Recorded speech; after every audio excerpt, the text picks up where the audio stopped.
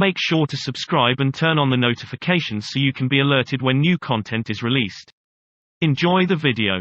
It was our desire to remind you that you are vibrational first, which means you got to pay attention to something other than what you're seeing and hearing and smelling and tasting and touching, because while that is vibrational interpretation, most people don't know that.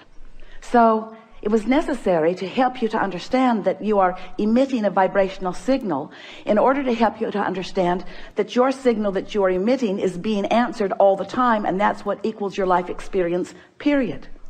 Most humans don't know that, and in many cases don't want to know that, because they don't want to assume responsibility for what's coming, especially the parts they didn't want to come. Abraham, I'm sure I'm not the creator of my own reality. I would not have created that. And we say, we didn't say you did it on purpose, but you did do it. You did do it. Sounds a little blameful, doesn't it? You did do it. But when you realize that you have creative control of your experience, because you have vibrational control of your experience, because you have focused control of your experience, because you have the ability to focus, then you say, all right. But then when it's hard, you say, not all right. This shouldn't be this hard. This shouldn't be this hard. And then you say something, which is the last thing we ever want to hear from you. I'm not good at this. But you are good at it. You just don't know you're good at it. You just haven't practiced being good at it in the way that really gives you the clarity. And that's really what we're going to be talking about here today. If you've been following us for a while, you've heard us say that you are the creator of your own reality. Blah, blah, blah. Enough of that.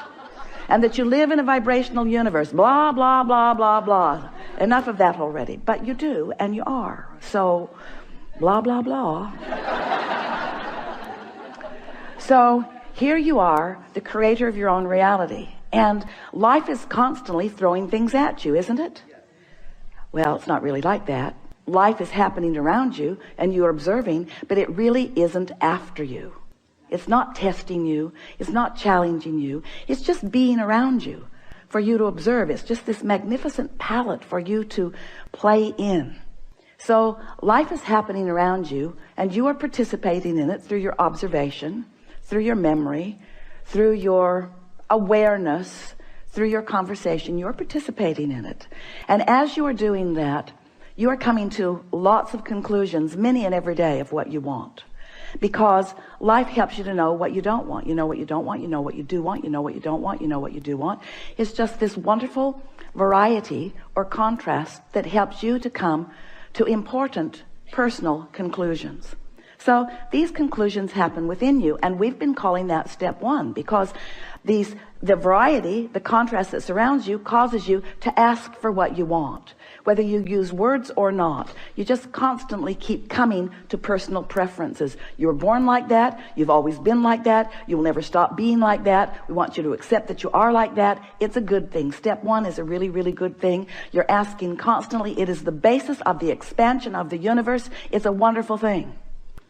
So you're asking, step one. Step two, not your work. That's where law of attraction and the source within you answers what you're asking for. When you emit a signal, the signal is answered. So ask, answer, ask, answer, ask, answer. But your discomfort is that there often appears to you to be quite a time gap between your asking and the universe answering. But there is not a time gap between the answer. There's just a time gap between you getting up to speed with the answer. You say, hey, Abraham, that can't be right, because I want it. I'm paying attention. If it were there, I would know it. And we say, it comes in a vibrational form first. And you say, oh, so that's the catch. You're giving me something vibrational that I can't see or hear or smell or taste or touch. So you can say all day that when I ask, it is given. Write a book about it if you want, Abraham. You can say that all day, but to me it doesn't feel like it's being given. And we say that's because you're in a different frequency from what you're asking for. You have to line up with what you're asking for. In other words, when you want more money because you clearly do not have enough, when you feel frightened or bound or in trouble financially or just not satisfied, when you feel that way, you are that way. And you say, no, I feel that way because I am that way. And we say, no, you am that way because you feel that way. In other words, it works differently than you think it does, but you've been observing it for so long, you don't know which came first. But what comes first always is your vibrational countenance. And then the manifestation just matches what you feel like. So if you want more money and you feel like you don't have enough money, you can ask all day, all day, all day, every day. You can write long lists of it. But if in your belly, if in your being, if you're feeling the fear or the absence of money, then you've got a vibration going that's different from the answer that you seek. You want more money, but your vibration says, I don't have enough. And the universe says, and law of attraction answers you with what you're feeling. So a lot of our physical friends, especially in the beginning, say, well, then it doesn't seem like I can get there from there. It doesn't seem like I can get to where I want to be from where I am. Because if I am missing something that I want, and I'm aware that I'm missing this thing that I want, and in fact, the reason that I'm speaking about it so clearly is because it's missing, and that's why I want it, then how do I get there? And we say, you have to feel like it feels to have it. And you say, okay, then give it to me and I will. And we say, just try a little bit. Just try a little bit to not activate within yourself so often the vibration of what's missing, and focus yourself into activating the vibration of what you want. It is not as difficult as you think. So step 1 is contrast causes you to ask. Step 2 is it is given vibrationally, so there is no gap really. Step 3 is you have to convince yourself there's no gap. That's the work. You got to feel it as if it is in order for it to be. And we know you balk at it, but many of you are practicing this and are finding it. Many of you are understanding the laws of the universe, and you're finding ways to focus yourself into feeling good without needing all of the evidence to be there first. Do you hear how important that is? If you don't need the evidence for what you want to be there first before you feel it, then you are able to accomplish the vibrational countenance of it before it is, which means now it must be. And Esther said, please, please, please, let's call it step 4. Please, please, please. Can't we call it step 4? We need another step. We need another step, Abraham. Please, please, let's call it step 4. And we say, all right, step 4. So you ask step 1, source answers step 2. You allow it, step 3. But now we've been talking to you for a while. You've been keeping up with us pretty good. And we're saying to you that if you don't try so hard, if you just accept that you are naturally good-feeling beings, and when you wake up in the morning, before you start thinking about the things that you've got to do that you don't want to do, before you start remembering the injustices of yesterday or 10 years ago, before you remember that you're going to that place today to work that you really don't want to be, before your kids get up, before any of those things happen that challenge your sense of well-being, if you can get hold of that sense of well-being and just sustain it for a little bit with really general thoughts, because if you get specific, it usually doesn't work as well. Get into an attitude of appreciation and milk it for just a little bit. Law of attraction will help you out. Because law of attraction says that that which is likened to itself is drawn. And law of attraction will give you, it's not really giving it to you, it's just the way it is. It's like gravity doesn't give you attachment to the planet. It just is. So law of attraction provides for you this consistent life experience. So to make it very clear and blunt, we like blunt, you have 17 seconds to sustain this thought and move it into something even more powerful.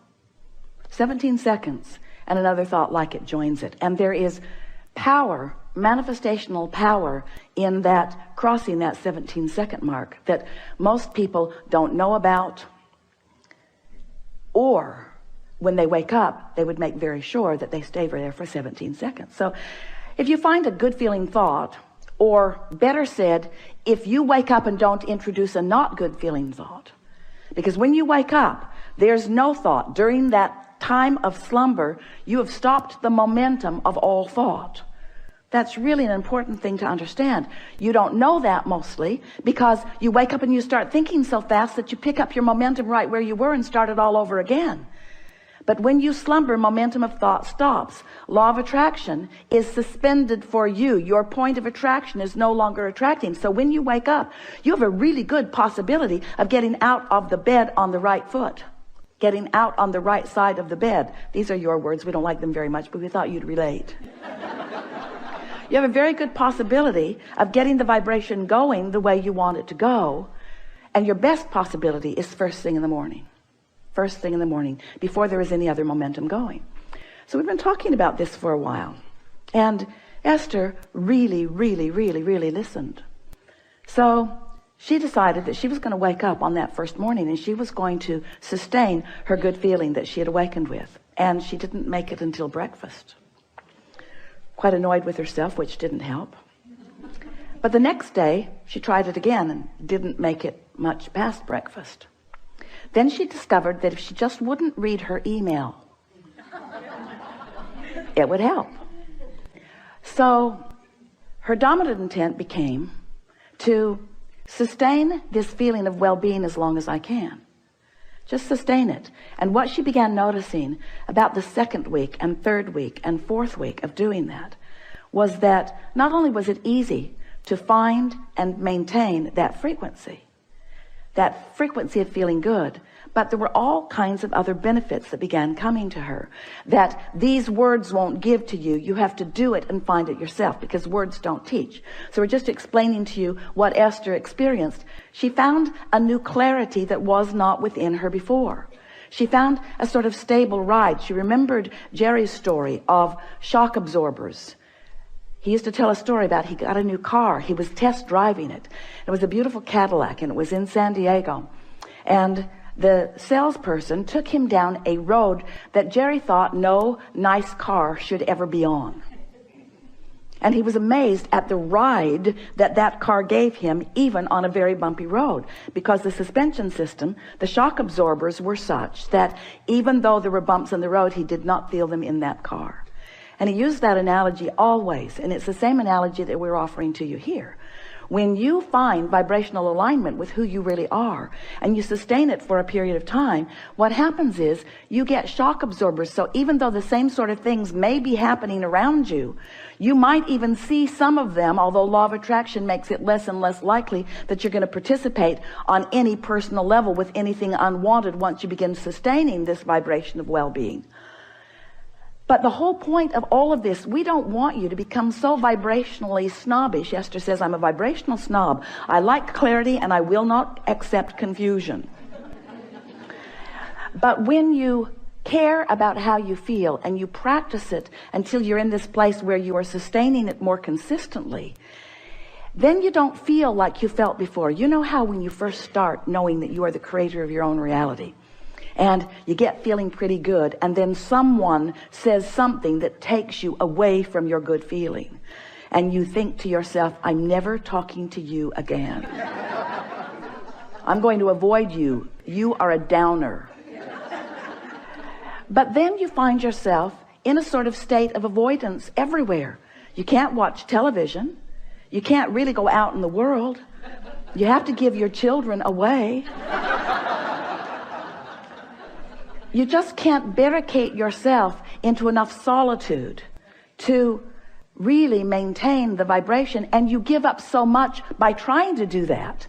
The benefit of alignment shouldn't have to pay the price of being a hermit. You should be able to practice your alignment until you're so good at it that you can go anywhere, be anywhere with anyone, and maintain your vibration. And let's call that step 4. Because Esther wants to.